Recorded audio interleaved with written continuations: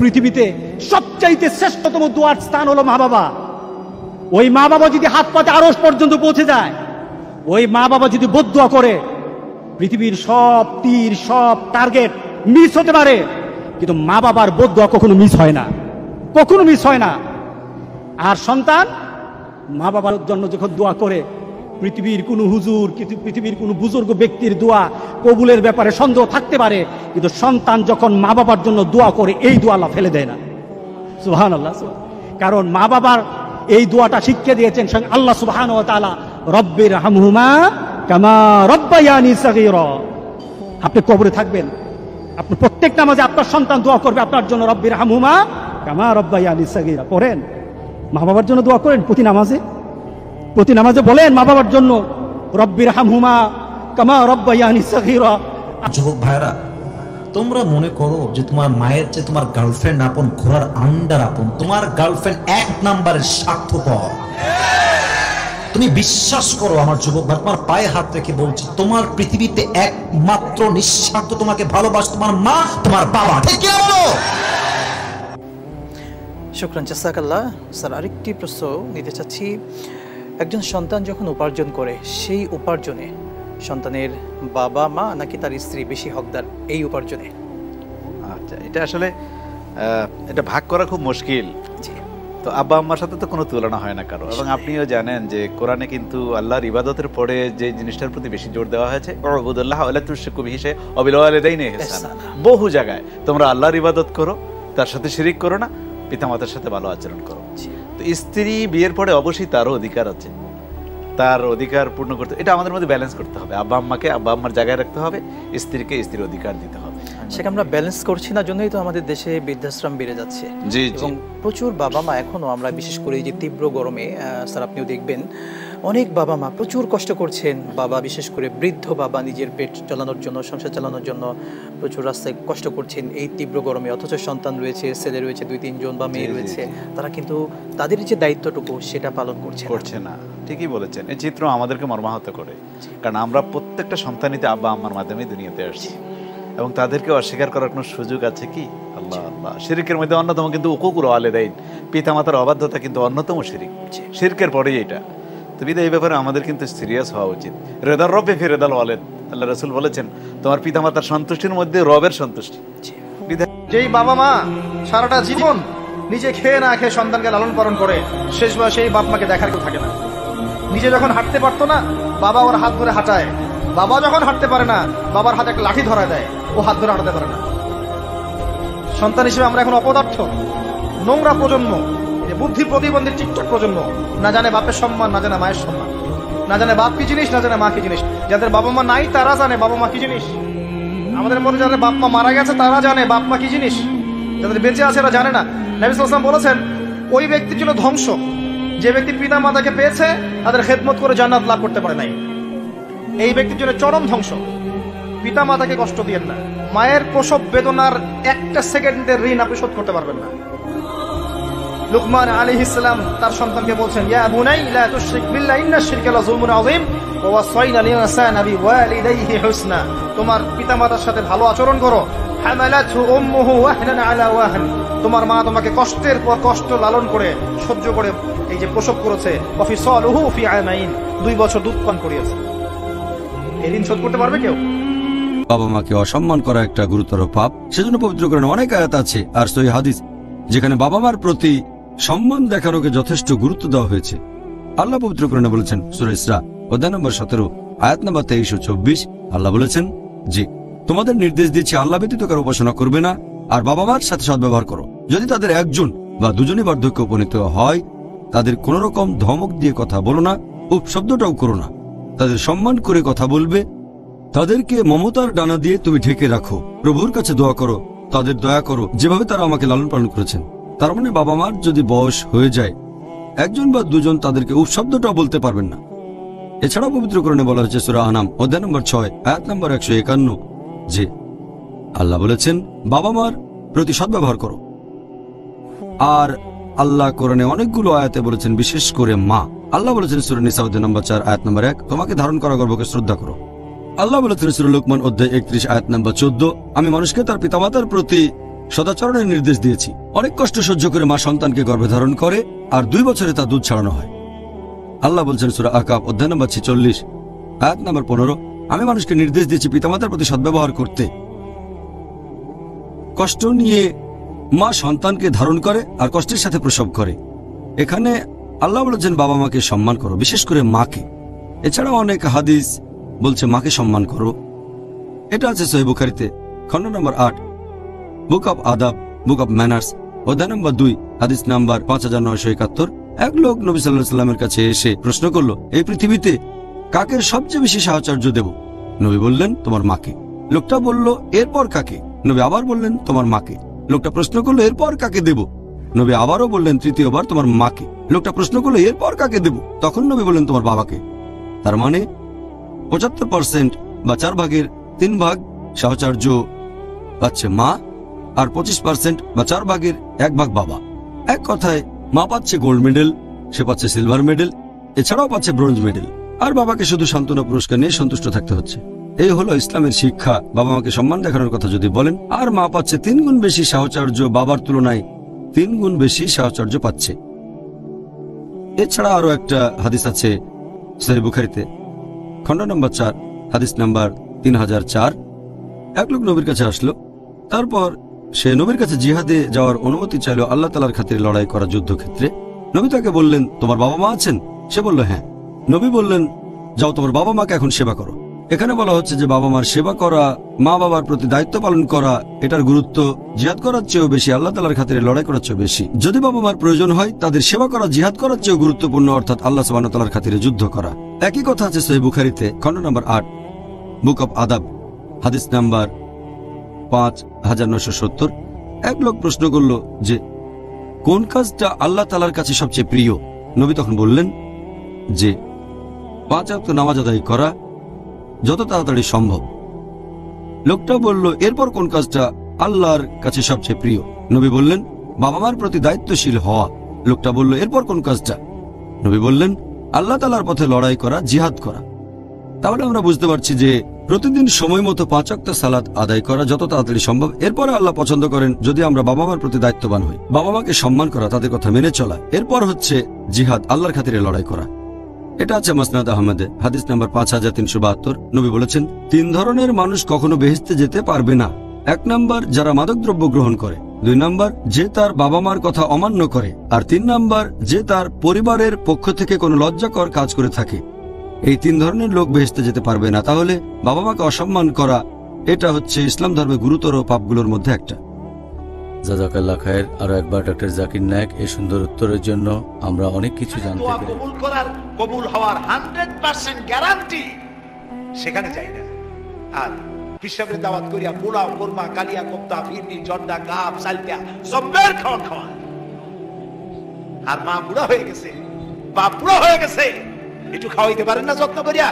বরং বলে বাপ বুড়া হয়ে গেছে, মা বুড়ি হয়ে গেছে, আগের মতো রোজগার করতে পারে না, মা আগের মতো কাম করতে পারে না, বাপে আগের মতো রোজগার করতে পারে না। কয় বুড়া মরে না কে, বুড়ি মরে না কে? বউর কথা মতো মায়ের সাথে মুখ কালো করে থাকে, মায়ের সাথে ঝগড়া করে, কুলাঙ্গার সন্তান।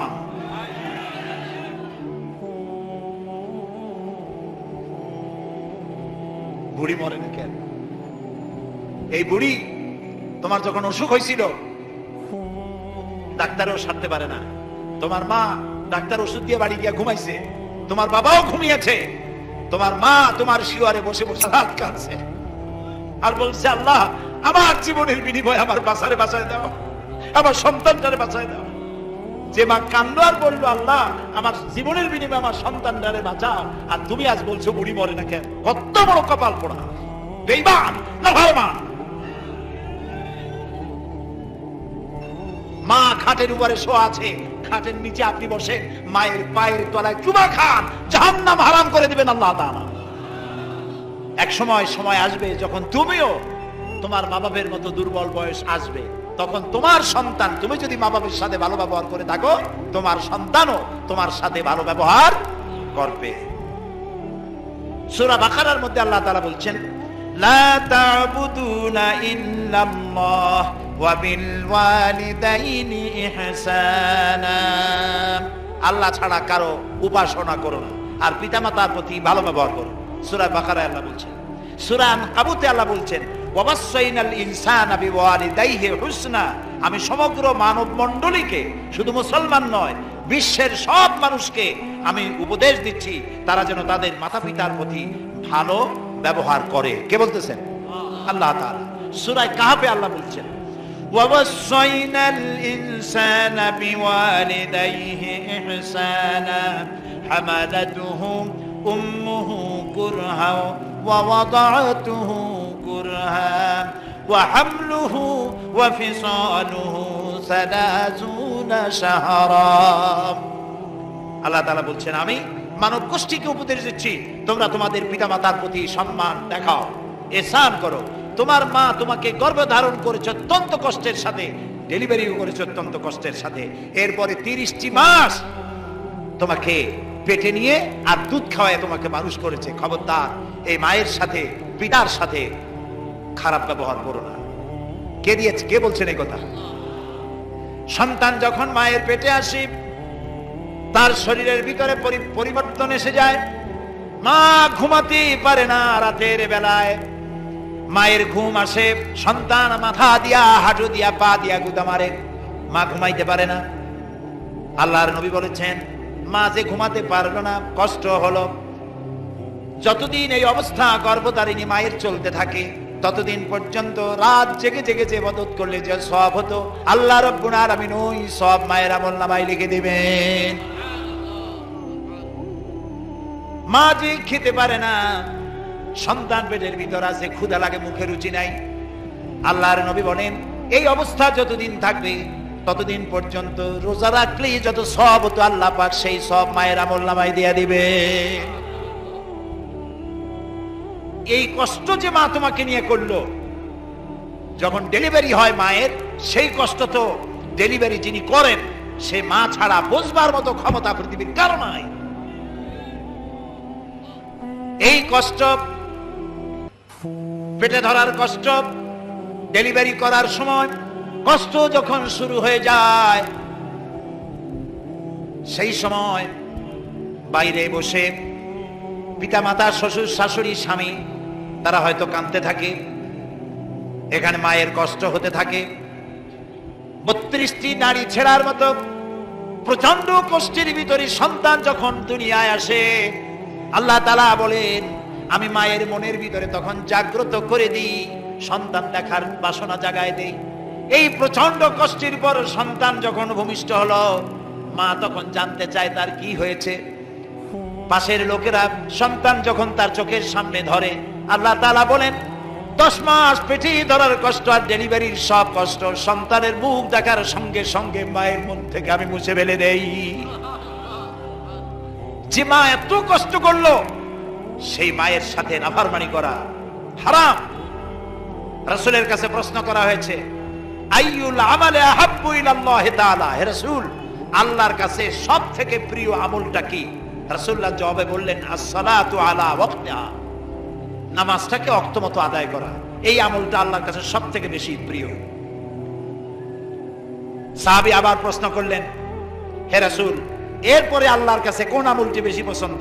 রাসূলুল্লাহ জবাবে বললেন বিররুল ওয়ালিদাইন, মা বাপের সেবা করা, মা বাপের খেদমত করা আল্লাহর কাছে এরপরই এটার স্থান। আরেকজন প্রশ্ন করলেন মান আহাব্বুন নাস বিহুসনি সাহাবাতি, হে রাসূল আমার কাছে সর্বোত্তম ব্যবহার পাওয়ার হক কার? রাসূলুল্লাহ বললেন উম্মুক, তোমার মায়ের। ক্বালা সুম্মা মান, এরপরে কার? রাসূল বললেন তোমার মায়ের। তিনি আবার প্রশ্ন করলেন সুম্মা মান, এরপরে কে? রাসূল বললেন তোমার মায়ের। এরপরে তিনি প্রশ্ন করলেন সুম্মা মান, ক্বালা আবুক। বুখারী, মুসলিম। রাসূলুল্লাহ বললেন এবার তোমার পিতা। তাহলে মায়ের কথা কয়বার বললেন? পিতার কথা একবার। বাপের চাইতে মায়ের মর্যাদা কয় গুণ বেশি হলো? 3 গুণ বেশি হয়ে গেল। প্রিয় ভাই সব, বুখারী শরীফের আরেকটি হাদিস, হযরত আব্দুল্লাহ ইবনে আমর রাদিয়াল্লাহু তাআলা আনহুমা, তিনি বলছেন যা রাজুলুন ইলান নবী সাল্লাল্লাহু আলাইহি ওয়াসাল্লাম ফাস্তাযানাহু লাহু ফিল জিহাদ ফাকালা আহাইয়ুন ওয়ালিদাইক আহাইয়ুন ওয়ালিদাক ক্বালা নাআম। রাসূলুল্লাহর কাছে সাহাবী গিয়ে প্রশ্ন করলেন, হে রাসূল, তিনি বলতে চাইলেন, অনুমতি চাইলেন যে আমি জিহাদে যাইতে চাই, হে রাসূল আমি জিহাদে অংশ নিতে চাই। রাসূলুল্লাহ বললেন, তোমার মাতা পিতা কি বেঁচে আছেন? তিনি বললেন, আছেন। রাসূলুল্লাহ বললেন, তুমি চলে যাও, মা বাবার খেদমতে প্রাণপণে লেগে যাও। সুবহানাল্লাহ, সুবহানাল্লাহ বলতে ইচ্ছা করে না? আরেকজন সাহাবী রাসূলের কাছে জিহাদের জন্য পারমিশন চাইলেন। রাসূলুল্লাহ জিজ্ঞেস করলেন, আলাকা ওয়ালিদাতুন, তোমার কি মা আছে? তিনি বললেন, আছে। রাসূলুল্লাহ বললেন, ইযহাব ফাকরিমহা ফাইন্নাল জান্নাতা তাহতা রিজলাইহা, চলে যাও, মায়ের খেদমত করো, কারণ তোমার মায়ের পায়ের তলে তোমার জান্নাত। সুবহানাল্লাহ। প্রিয় ভাই সব, হযরতে লোকমান তাওহীদের সাথে নিজের ছেলেকে পরিচিত করালেন, আর আল্লাহ তাআলা সন্তানকে মাতা পিতার সাথে পরিচিত করাচ্ছেন। সুবহানাল্লাহ। আর আল্লাহ সরাসরি নিজের পরেই পিতামাতাকে স্থান দিয়েছেন। ঠিক তেমনি রাসূল সাল্লাল্লাহু আলাইহি ওয়াসাল্লাম বলছেন, রিজার রাব্বি ফি রিদাল ওয়ালিদ, সাখাতুর রাব্বি ফি সাখাতিল ওয়ালিদ। হে মানুষ, তোমরা কি দেখতে চাও তোমাদের প্রতিপালক সন্তুষ্ট কিনা, তোমার উপর খুশি কিনা? দেখো তোমার পিতা তোমার উপর সন্তুষ্ট কিনা, তোমার পিতা তোমার উপর খুশি কিনা। যদি তোমার পিতা তোমার উপর সন্তুষ্ট হয়, জেনে নাও তোমার পিতার সন্তুষ্টিতে তোমার প্রতিপালকের সন্তুষ্টি। দেখো তোমার পিতা তোমার উপর অসন্তুষ্ট কিনা। যদি দেখো তোমার পিতা তোমার উপর নাখোশ এবং অসন্তুষ্ট, তাহলে তোমার পিতার অসন্তুষ্টিতে তোমার প্রতিপালকের অসন্তুষ্টি, তোমার রবের অসন্তুষ্টি। আল্লাহ সুবহানাহু ওয়া তাআলা পিতামাতাকে স্থান দিতে দিতে দিতে দিতে সরাসরি তার পরে স্থান দিয়েছেন। পিতামাতা সন্তুষ্ট তো আল্লাহ সুবহানাহু ওয়া তাআলা সন্তুষ্ট, পিতামাতা অসন্তুষ্ট তো আল্লাহ সুবহানাহু ওয়া তাআলা অসন্তুষ্ট। আমাদের রব দুইজন, একজন হচ্ছেন হাকিকি প্রকৃত রব, তিনি রব্বুল আলামিন আল্লাহ সুবহানাহু ওয়া তাআলা, আর আরেকজন হচ্ছেন মাজাজি রব, যিনি আসলে আল্লাহর পরে আল্লাহর পক্ষ থেকে আমাদের লালন পালনের দায়িত্ব নিয়েছেন, তারা হচ্ছে আমাদের পিতামাতা। এই জন্য দোয়ার মধ্যে দুই জায়গাতে রব শব্দের ব্যবহার হয়েছে, রব্বির হামহুমা কামা রব্বায়ানি সগীরা। দুটোই রব। রব্বির হামহুমা, হে প্রকৃত প্রতিপালক, আসল প্রতিপালক, রব্বি হে আসল প্রতিপালক, দয়া করেন কাদের উপর? রব্বির হামহুমা, ওই দুইজনের উপর। কামা রব্বায়ানি, তাদের ক্ষেত্রেও রব বলা হয়েছে। কামা রব্বায়ানি, যারা আপনার পক্ষ থেকে আপনার প্রতিনিধিত্ব করে আমাদেরকে লালন পালন করেছে, ওই পিতামাতার উপর রহম করুন। তারাও এক প্রকারের রব, আপনার প্রতিনিধি হয়ে রবের দায়িত্ব পালন করেছে। মাজাজি রব আমাদের লালন পালনের দায়িত্ব পালন করেছে। আর প্রকৃত হাকিকি রব আপনি। অতএব হে প্রকৃত রব, আপনি যারা আপনার পক্ষ থেকে আমাদের লালন পালনের দায়িত্ব পালন করেছে, তাদের উপর দয়া করেন। সম্মানিত উপস্থিতি, রাসূল সাল্লাল্লাহু আলাইহি ওয়াসাল্লাম পিতামাতাকে স্থান দিতে দিতে কোথায় নিয়ে গেছেন? পৃথিবীর মানুষ যে যত বড় গুনাহ করুক না কেন, 3 থেকে 4টা হাদিস এরকম আছে যে একজন সাহাবী আল্লাহ রাসূলকে বলেন, আল্লাহ রাসূল, আযনাবতু যামবান কাবীরা, অনেক বড় অপরাধ করে ফেলেছি। আরেকজন স্বীকার করলেন যে তিনি হত্যার মতো অপরাধ করেছেন। আরেকজন স্বীকার করলেন তিনি জেনার মতো অপরাধ করেছেন। সবাই আল্লাহ রাসূলকে এসে বলছেন, আল্লাহ রাসূল, অনেক বড় অপরাধ করেছি, হাল্লি তওবা, আমার জন্য কি তওবার কোনো রাস্তা খোলা আছে? তখন রাসূল সাল্লাল্লাহু আলাইহি ওয়াসাল্লাম বলছেন, উম্মুকা হাইয়া, তোমার মা কি জীবিত আছে? তোমার বাপ কি জীবিত আছে? তোমার মা এবং তোমার বাপ যদি জীবিত থাকে, গুনাহ যত বড় হোক না কেন, নিঃস্বার্থভাবে বাপ মায়ের খেদমত করো, নিঃস্বার্থভাবে বাপ মায়ের খেদমত করো, জীবন বাজি রেখে বাপ মায়ের খেদমত করো। জেনার গুনাহ হলেও ক্ষমা হয়ে যাবে, অন্য যে কোনো বড় গুনাহ হলেও ক্ষমা হয়ে যাবে। রাসূল সাল্লাল্লাহু আলাইহি ওয়াসাল্লাম বলেছেন, আল্লাহু আকবার, পিতামাতার খেদমতের মধ্যে গুনাহের ক্ষমা আছে, পৃথিবীর যত বড় গুনাহ হোক না কেন। এই জন্য আপনার সকল কল্যাণ অকল্যাণ, এমনকি আপনার জান্নাত এবং জাহান্নাম উভয়টাই, আপনার দুনিয়াবি কল্যাণ পরকালীন কল্যাণ উভয়টাই আপনার পিতামাতার কাছে নিহিত। অতএব পিতামাতার দোয়া নিয়ে, পিতামাতার খেদমত করে, পিতামাতার আদেশ মেনে, কষ্ট হলেও বহুদিনই ভাই যারা প্রথম আহলে হাদিস হয়, সালাফি হয়, হয়ে বলে যে আমার বাপ বেদাতি, আমার মা বেদাতি, কি করব? রাসূল সাল্লাল্লাহু আলাইহি সাল্লামকে একই প্রশ্ন করেছিল, আপনারটা তো বেদাতি। রাসূল সাল্লাল্লাহু আলাইহি সাল্লামকে প্রশ্ন করা হয়েছিল, আল্লাহ রাসূল, আমার মা মুশরিকা কাফেরা, কি করব? রাসূল বলেছেন, সিলি, তুমি তোমার মায়ের সাথে উত্তম আচরণ করো, দুনিয়াবি প্রত্যেকটা বিষয়ে তুমি তোমার মায়ের সাথে উত্তম আচরণ করো। কাফের হলে কি হবে? 10 মাস 10 দিন সেই পেটে ধারণ করেছে। কাফের হলে কি হবে? 2.5 বছর 3 মাস সেই তোমাকে দুধ পান করিয়েছে। এটাই আল্লাহর আদেশ যে কাফের হওয়ার পরও, মুশরিকা হওয়ার পরও, যেহেতু সে বাপ মা, অতএব তার খেদমত করতে হবে, তার সেবা করতে হবে। তাহলে যদি আপনার বাপ মা বেদাতি হয়, আপনার বাপ মা যদি পীরের পূজারী হয়, আর আপনি আজকে আহলে হাদিসে বলবেন যে বাপ মায়ের সাথে ভালো সম্পর্ক রক্ষা করবেন না, বাপ মায়ের সাথে সুসম্পর্ক রক্ষা করবেন না, বউয়ের পাল্লায় পড়ে, তা কোশ্চেন কালো হবে না, এটা জান্নাত জান্নাতের রাস্তা নয়, ওঠেই আল্লাহর আদেশ। বিদাতি হলে কি হবে, কাফের হলে কি হবে? জন্ম সেই দিয়েছে, তার পেটেই আপনি ছিলেন এবং তার পায়ের নিচে আপনার জান্নাত এবং জাহান্নাম। তার জান্নাত তার জাহান্নাম আল্লাহ দেখবে, কিন্তু আপনার জান্নাত আপনার জাহান্নাম তার পায়ের নিচে আছে। যতক্ষণ না তার কোনো আদেশ আল্লাহর বিরুদ্ধে না গেছে, আল্লাহ রাসূলের বিরুদ্ধে না গেছে, ততক্ষণ পিতামাতার আনুগত্য করতেই হবে। তিতা লাগলেও, মিঠা লাগলেও, স্ত্রী স্বীকার করলেও, স্ত্রী স্বীকার না করলেও, আর পিতামাতার দোয়া থাকলে আপনার ধন সম্পদ, পরিবার পরিজন, সন্তান সন্ততি সকল কিছুতে বরকত হবে।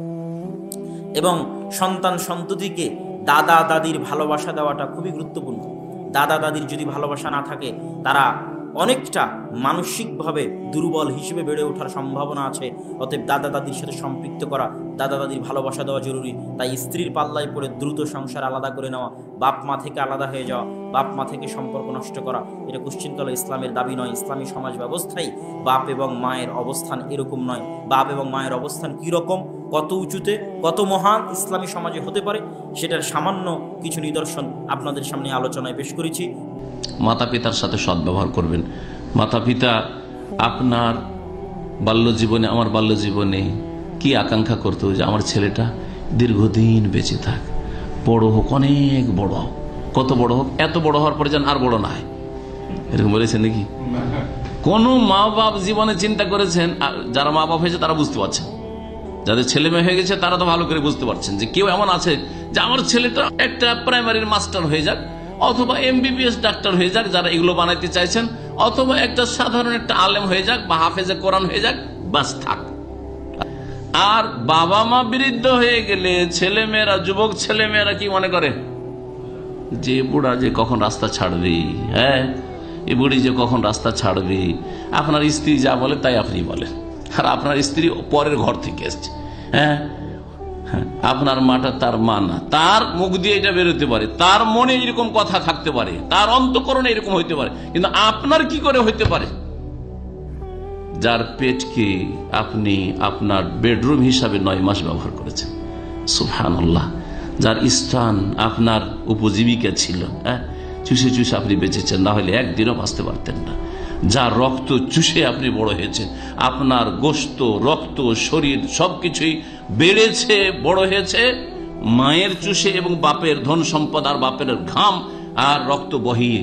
এত কষ্ট করে তারা মানুষ করেছে। আর বুড়ো হইলে বিছানায় পড়ে গেলে তো বলতে হবে না, অনেকে বইলেও দেয় মুখে। বিছানায় পড়ে গেলে যে আব্বা অসুস্থ হচ্ছে না আর মারাও যাচ্ছে না, পেরেশান হয়ে গেলাম, আউযুবিল্লাহ, পেরেশান হয়ে গেল। 6 মাস 1 বছর যদি বিছানায় বাপ পড়ে থাকে, মা পড়ে থাকে, পেরেশান হয়ে গেল। মানুষ যত পাপ করে, অপরাধ করে, যত অন্যায় এবং অনাচার করে, এর মধ্যে একটা পাপ এমন আছে যেই পাপের কারণে আল্লাহ তাআলা দুনিয়াতে নগদ শাস্তি দেন, আর সেটা হলো হুকুকুল ওয়ালিদাইন বা মা বাবার নাফরমানি। মা বাবার কি করা ভাই? নাফরমানি করা। নাফরমানি মানে কি? মা বাবার অবাধ্য হওয়া। তারা যদি কোনো কাজের নির্দেশ করেন, সে নির্দেশকে আপনি আমলে নিলেন না, তোয়াক্কা করলেন না, মানলেন না, মা বাবার আদেশকে লঙ্ঘন করলেন, পাত্তা দিলেন না, কথা শুনলেন না, এবং তাদের প্রতি অবিচার হয়, জুলুম হয়, অথবা তাদেরকে ধমক দিয়ে কোনো কথা বললেন, এরকম কোনো কাজ যদি করেন, সেটা হলো মা বাবার কি করা ভাই? নাফরমানি করা। মা বাবা এমন একটা বিষয়, ইমানদারের জন্য সবচেয়ে কঠিন পরীক্ষাগুলোর মধ্যে একটা পরীক্ষার জায়গা। বিশেষ করে যখন বয়স বেশি হবে ওনাদের, এমন এমন অযৌক্তিক কথা বলবেন যে সেটা কোনোভাবেই আপনি মানতে পারবেন না। অযৌক্তিক, বেশরিয়াতি কথা না, দুই জিনিস। বেশরিয়াতি কথা বললে, মা বাবা বললেও সেটা শোনা যাবে।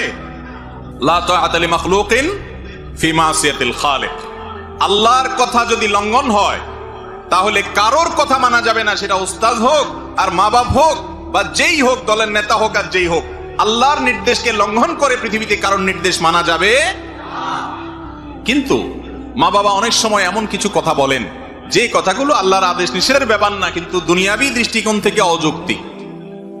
যেমন কথার কথা বললেন যে বাবা তুমি এখন এই কাজটা করো, আপনি দেখছেন যে এই কাজটা এখন করার দরকার নাই, একেবারে অপ্রয়োজনীয়, কিন্তু উনি বাচ্চার মতো সেটাই চাচ্ছে বারবার। তখন আমরা বেশিরভাগ ক্ষেত্রে কি করি? একেবারে আপাদমস্তক নামাজি মানুষটাও, লম্বা দাঁড়িয়ালা মানুষটাও, মুহাদ্দিস মুফাসসির মাওলানা সাহেব, ইমাম সাহেব, খতিব সাহেব, বেশিরভাগ ক্ষেত্রেই এই টাইমগুলোতে নিজেকে আমরা ঠিক রাখতে পারি না। মা বাবাকে আমি পরীক্ষার বস্তু এজন্য বলেছি, আল্লাহ রাব্বুল আলামিন তাদেরকে দিয়ে নির্দেশ করেছেন যে তারা যা বলবে তা মানতে হবে। আল্লাহর আদেশের খেলাফ যতক্ষণ না হবে ততক্ষণ পর্যন্ত তোমাকে মানতে হবে। তাদের আদেশ মানা তোমার জন্য ওয়াজিব, আবশ্যক, না মানলে গুনাহ হবে। তারা যদি তোমাকে অযৌক্তিক কিছু বলে, তাহলে তুমি যদি তোমার সক্ষমতায় না থাকে না মানলা, কিন্তু তাদের সাথে ধমক দিয়ে বেয়াদবি করে কথা বলা যাবে। ওয়াবুদুল্লাহ ওয়ালা তুশরিকু বিহি শাইআ, পৃথিবীর মানুষ এক আল্লাহর ইবাদত করো, তার সাথে বিন্দু মাত্র শরীক করো না। দুই, বাপ মাকে মেনে চলো।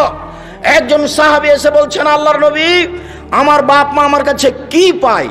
তখন আল্লাহ রাসূল বলছেন, বলো কি পায়? মানে হুমা জান্নাতুকা নারকা, তারাই দুজন তোমার জাহান্নাম, তারাই দুজন তোমার জান্নাত। ওরাই তোমার জাহান্নাম, ওরাই তোমার জান্নাত। বাপ মা তোমার জাহান্নাম, বাপ মা তোমার জান্নাত। খুব হিসাব করে বাপ মায়ের সাথে কথা বলবেন, কোনোদিন জোরে কথা বলবেন না, ঝাঁকি দিয়ে কথা বলবেন না। মরার পরে অনেক স্বাদ হবে মায়ের সাথে ভালো আচরণ করার, কিন্তু আর মাকে ফেরত পাওয়া যাবে না। বাপের মরার পরে অনেক স্বাদ হবে তার সাথে ভালো আচরণ করার, কিন্তু মরার পরে আর স্বাদ হবে না। যেদিন মা চুমা খায়, আদর করে, বারবার খাওয়ার রেডি করে আমাকে বলে, আমি বলি খাবো না, সেদিন মাকে সম্মান করার নাম সম্মান নয়। যেদিন দেখা যাচ্ছে যে মাটির উপরে মারছে আর খারাপ কেউ নেই। বউ বলছে, দেখবে তোমার মা কত খারাপ, দেখবে তোমার মা কত খারাপ, দেখা তো তুই কি দেখাস, দেখো দেখো, এই যে তোমার এই যে বড় মাছটা নিয়ে এসেছো না, এই যে মাথা খান তোমার বোনের ছেলেকে দিল, দেখবে দেখো, এই যে দেখো, এই যে দেখো, এই যে তোমার মা দিচ্ছে, দেখো। ঠিকই তো, তুই ঠিকই বলছিস তো, আসলেই তো মা খারাপ। যা বলে সবই উল্টা, আসলেই উল্টা, যা করছে সবই উল্টা, আসলেই উল্টা করছে। এই সময়তে আল্লাহ দেখতে চাচ্ছেন যে আপনি আপনার বাপ মায়ের সাথে কি আচরণ করেন। যেদিন বাপ মায়ের সাথে ভালো আচরণ করা খুবই কঠিন, যেদিন মনে হচ্ছে বাপ মায়ের চেয়ে খারাপ মানুষ আর দুনিয়াতে কেউ নেই, দুনিয়াতে সবার সাথে চলতে পারবো, বাপ মায়ের সাথে চলতে পারবো না, সেদিন বাপ মাকে শ্রদ্ধা করতে হবে, তার নাম শ্রদ্ধা। আল্লাহ বলতে বলতে এই পর্যন্ত বলছেন, ফালা তাকুল্লাহুমা উফিন, এই শব্দটা বলতে পাবা না। আমার মা, আমি যখন পেশাব করেছি 5-7 বার, তখন আমার মা একটু আদর করে আমাকে বলেছে, গায়ে একটু আঘাত করেছে আর বলেছে, এই অত পেশাব করিস কেন, এই একটু অত পেশাব করিস কেন। আমার মায়ের সেদিন আদর ছিল, এখন আমার মা আমার কোলে, আমি একদিন ছিলাম আমার মায়ের কোলে, এখন মা আমার কোলে। এখন যদি মা বারবার পেশাব করে, আমি যদি একটু বলি তাহলে জায়েজ হবে না। আজকে আমার সম্মান করে এরকম সুযোগ নেওয়ার কোনো সুযোগ নেই। পেশাব পরিষ্কার করব আমি, পায়খানা পরিষ্কার করব আমি, কাপড় বদলে দিব আমি, গোসল করিয়ে দেব আমি। আমার বোনেরা চলে গেছে শ্বশুর বাড়ি, আমার স্ত্রীকে বলেছিলাম তুমি আমার মাকে দেখিও, তখন আমার স্ত্রী বলছে তোমার মা অকথ্য ভাষা আমাকে গালি দেয়, তোমার মাকে দেখবো মানে তোমার মাকে তুমি দেখো গা। আমি সব বৌমা এমন এই কথা বলি না, বৌমা ভালো হোক এটাই চাই। উপস্থিত বৈঠকের মুসলিম বোন এদিকে শোনেন, এই মেয়ে শোনো, তোমার শাশুড়ি তোমাকে গালি দেয় এ কথাই ঠিক, তোমার শাশুড়ি তোমার নিন্দা করে এ কথাই ঠিক, এর পরেও বলছি জীবন বাজি রেখে তুমি শাশুড়িকে মূল্যায়ন করো, তোমার রুজিতে বরকত হবে, তোমার ফল ভালো হবে, এই কথাও ঠিক। আল্লাহ ডেকে বললেন, খবরদার, বাবা মারে বৃদ্ধাশ্রমে রেখে এসো না। তোমাদের জ্বালা যন্ত্রণা বাবা মা সহ্য করেছে, তোমারে ঘর থেকে বের করে দেয় না, এতিমখানায় রেখে আসে নাই। এজন্য বাবা মা যদি ঘরের মধ্যে পেশাব করে পায়খানা করে পরিষ্কার করবা, তাহলে তোমার জীবনটারে উজালা করে দিবে কে? বৃদ্ধাশ্রমে রেখে আসা যাবে? বাবা মারে যদি বৃদ্ধাশ্রমে রেখে আসো, মনে রাখবা তোর কপালে বৃদ্ধাশ্রমে জুটবে না। তুমি যদি বাবা মারে বৃদ্ধাশ্রমে রেখে আসো, তুমি বয়স্ক হলে তোমার কপালে বৃদ্ধাশ্রম নাই, ঠিক কিনা? ভাঙ্গা থালা হাতে নিয়ে তুমি রাস্তায় ভিক্ষা করে খাবা। এজন্য আল্লাহ বললেন ইহসানের প্রথম ব্যাখ্যা, ইম্মা ইয়াবলুগান্না ইনদাকাল কিবারা আহাদুহুমা আও কিলাহুমা ফালা তাকুল লাহুমা উফ। বাবা মা যখন বার্ধক্যে উপনীত হয়, তাদের কোনো কাজে নাক ছিটকাবা না, উফ শব্দটাও করবা না, উহ আহ এটাও বলা যাবে না। কথাটা কার?